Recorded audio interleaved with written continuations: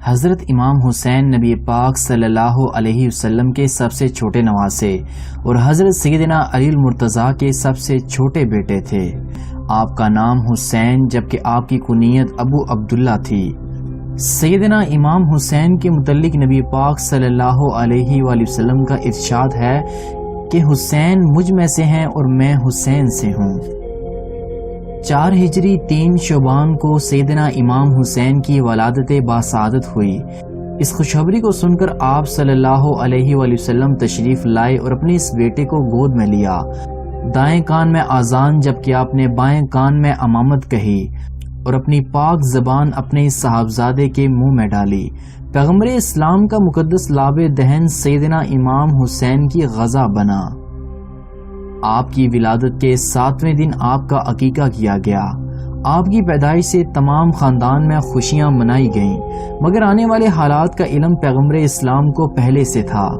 نبی پاک صلی اللہ علیہ وسلم اپنے ان دونوں نواسوں سے بے انتہا محبت فرماتے تھے۔ آپ انہیں اپنے سینے پر بٹھاتے، کاندھوں پر چڑھاتے اور مسلمانوں کو تاکید فرماتے تھے کہ ان سے محبت رکھو، مگر چھوٹے نواسے یعنی سیدنا امام حسین کے ساتھ آپ کی محبت کچھ زیادہ ہی تھی۔ ایک مرتبہ دوران نماز جب آپ صلی اللہ علیہ وسلم سجدے میں گئے تو سیدنا امام حسین آپ کی پشت مبارک پر چڑھ گئے اور اسی وجہ سے آپ نے اپنے سجدے کو طویل کیا، یہاں تک کہ امام حسین اپنی مرضی سے آپ کی کمر سے نیچے اترے اور آپ نے سجدے سے سر اٹھایا۔ جبکہ ایک مرتبہ آپ مسجد نبوی میں خطبہ دے رہے تھے کہ سیدنا امام حسین مسجد میں داخل ہوئے۔ آپ نے خطبہ روکا، ممبر سے اتر کر اپنے اس صاحبزادے کو اٹھایا اور ممبر پر تشریف لے گئے اور مسلمانوں کو نصیحت کی کہ دیکھو یہ حسین ہیں، انہیں خوب پہچان لو اور ان کی فضیلت کو یاد رکھو، کیونکہ نبی پاک صلی اللہ علیہ وسلم جانتے تھے کہ ان کی امت ان کے نواسے کے ساتھ کیا حشر کرے گی۔ سیدنا امام حسین ابھی 6 سال کے تھے کہ آپ صلی اللہ علیہ وسلم کا انتقال ہو گیا۔ پہلے خلیفہ حضرت ابوبکر صدیق کے عہد خلافت کے آخری ایام میں آپ سن شعور کو پہنچ چکے تھے۔ حضرت عمر آپ سے بڑی شفقت سے پیش آتے اور قرابت رسول کا خاص لحاظ رکھتے۔ حضرت عثمان غنی کے دور خلافت میں آپ جوان ہو چکے تھے۔ آپ کے عہد خلافت میں ہی آپ نے سب سے پہلے میدان جہاد میں قدم رکھا۔ 30 ہجری 650 عیسوی میں تبرستان کی فوج کشی میں آپ مجاہدانہ وار شامل ہوئے۔ حضرت سیدنا عثمان کے خلاف بغاوت کے دوران جب باغیوں نے قصر خلافت کا محاصرہ کر لیا تو آپ بھی اپنے بڑے بھائی حضرت حسن کے ساتھ قصر خلافت کے دروازے پر حضرت عثمان غنی کی حفاظت کے لیے مامور تھے۔ جب حضرت علی نے کوفہ کو دارالخلافہ بنا لیا تو آپ مدینہ سے کوفہ تشریف لے گئے، جبکہ آپ نے جنگ جمل اور جنگ صفین میں بھی اپنے والد کے شانہ بشانہ ہو کر ان جنگوں میں حصہ لیا۔ جبکہ جنگ جمل کے اختتام پر کئی میل تک سیدنا امام حسین ام المومنین حضرت عائشہ صدیقہ کو مدینہ پہنچانے کے لیے گئے۔ جنگ صفین میں بھی آپ نے سرگرمی کے ساتھ حصہ لیا۔ جنگ صفین کے بعد خوارج کی سرکوبی کے لیے بھی سیدنا امام حسین نے ایک اہم کردار ادا کیا۔ حضرت علی کی شہادت کے بعد اب امامت و خلافت کی ذمہ داریاں سیدنا امام حسن کے سپرد ہوئیں، جو کہ امام حسین کے بڑے بھائی تھے۔ سیدنا امام حسین نے ایک باوفا اور اطاعت شار بھائی کی طرح امام حسن کا ساتھ دیا۔ 10 محرم الحرام 61 ہجری بمطابق 10 اکتوبر 680 عیسوی کو موجودہ عراق میں کربلا کے مقام پر زمین و آسمان نے ایک عجیب منظر دیکھا جب نبی کا کلمہ پڑھنے والے امتیوں نے خود اپنے ہی نبی کے نواسے کو لالچ اور اقتدار کی ہوس سے شہید کر دیا۔ میدان کربلا میں جب صلح کی آخری گفتگو ناکام ہونے کے بعد امام حسین نے اپنے ساتھیوں سے فرمایا کہ جو جانا چاہتا ہے انہیں میری طرف سے جانے کی اجازت ہے، مگر آپ کے جان نثار ساتھیوں نے جانے سے انکار کر دیا اور کہا کہ ہم اپنی آخری سانس تک آپ کے ساتھ لڑیں گے۔ ان جان نثاروں کی تعداد 72 تھی۔ سیدنا امام حسین نے اس مختصر ترین فوج کو منظم کیا، میمنہ پر زبیر بن قیس کو اور میسرہ پر حبیب بن مطہر کو متعین کر کے علم سیدنا امام عباس کو مرحمت فرمایا۔ جنگ کے آغاز سے بیشتر سیدنا امام حسین نے اللہ تعالیٰ کے حضور دعا کی اور ان سے تائید اور نصرت چاہی۔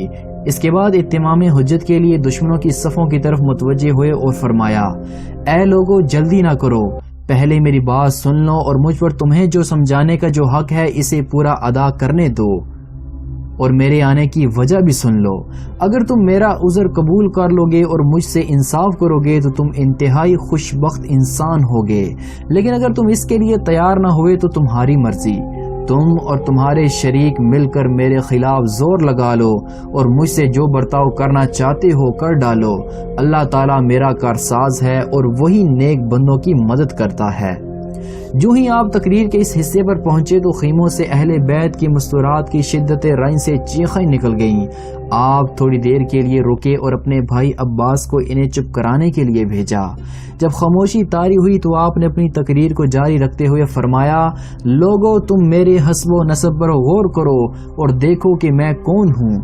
اپنے گریبانوں میں منہ ڈالو اور اپنے آپ کو ملامت کرو۔ تم خیال کرو کیا تمہیں میرا قتل اور میری توہین زیب دیتی ہے؟ کیا میں تمہارے نبی کا نواسا اور ان کے چچیرے بھائی کا بیٹا نہیں، جنہوں نے سب سے پہلے اللہ تعالیٰ کی آواز پر لبیک کہی اور اس کے رسول پر ایمان لائے؟ کیا سید الشہداء حضرت امیر حمزہ میرے والد کے چچا نہ تھے؟ کیا جعفر طیار میرے چچا نہ تھے؟ کیا تمہیں رسول اللہ کا وہ قول یاد نہیں جو انہوں نے میرے اور میرے بھائی حسن کے بارے میں فرمایا تھا کہ دونوں نوجوانان جنت کے سردار ہوں گے؟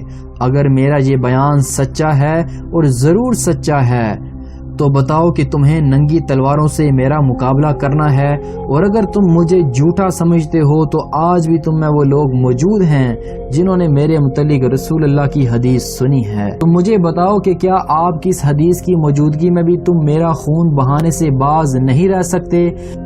لیکن کوفیوں اور ان کے سرداروں پر کچھ اثر نہ پڑا، صرف حر بن یزید تمیمی پر آپ کی اس تقریر کا اثر ہوا اور وہ یہ کہتے ہوئے یزیدی لشکر سے نکل آئے کہ یہ جنت یا دوزخ کے انتخاب کا موقع ہے، میں نے جنت کا انتخاب کر لیا ہے، چاہے اب مجھے ٹکڑے ٹکڑے ہی کیوں نہ کر دیا جائے۔ اس کے بعد عام جنگ کا اعلان ہو گیا۔ جنگ کا آغاز ہوا جس میں اہل بیت اطہر کا پلہ بھاری تھا۔ یہ دیکھ کر ابن سعد نے عام حملے کا حکم دیا۔ فدائی ایک ایک کر کے شہید ہوتے رہے لیکن انہوں نے میدان جنگ سے منہ نہ پھیرا۔ دوپہر تک سیدنا امام حسین کے بیشتر آدمی شہید ہو چکے تھے۔ آخر میں سیدنا امام حسین اپنے نانا جان کا دین بچانے کے لیے میدان کربلا میں نکلے۔ دشمنوں نے ہر طرف سے آپ پر حملہ کر دیا۔ سیدنا امام حسین تنہا میدان میں ڈٹے ہوئے تھے اور جدھر آپ کی تلوار کا رخ ہوتا کوفیوں کی لاشیں گرتی جاتی۔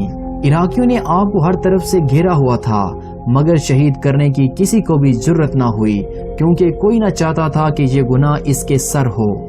بلاخر شمر کے افسانے پر زرع بن شریک تمیمی نے یہ بدبختی مول لی اور آپ کی گردن مبارک پر تلوار کے وار کیے۔ سنان ابن انس نے تیر چلایا اور آپ گر گئے۔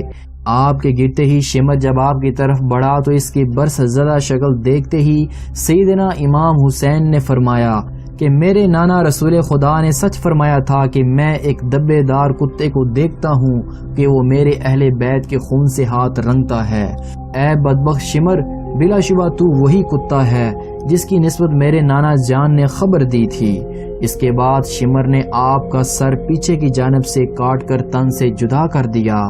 روایت کے مطابق اللہ کے نبی حضرت یحییٰ علیہ السلام کا سر بھی اسی طرح پسے گردن سے کاٹ کر جدا کیا گیا تھا۔ ابن زیاد کے حکم کے مطابق آپ کا سر بریدہ جسم گھوڑوں کے ٹاپوں سے رون دیا گیا۔ بعد میں تمام شہدائے اہل بیت کے سر نیزوں کی نوک پر رکھ کر پہلے ابن زیاد کے دربار میں لے جائے گئے اور بعد میں دمشق میں یزید کے دربار میں لے جائے گئے۔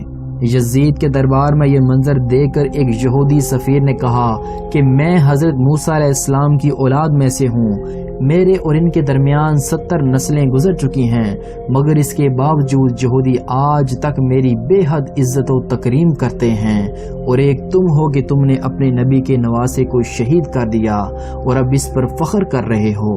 تمہارے لیے یہ ڈوب مرنے کا مقام ہے۔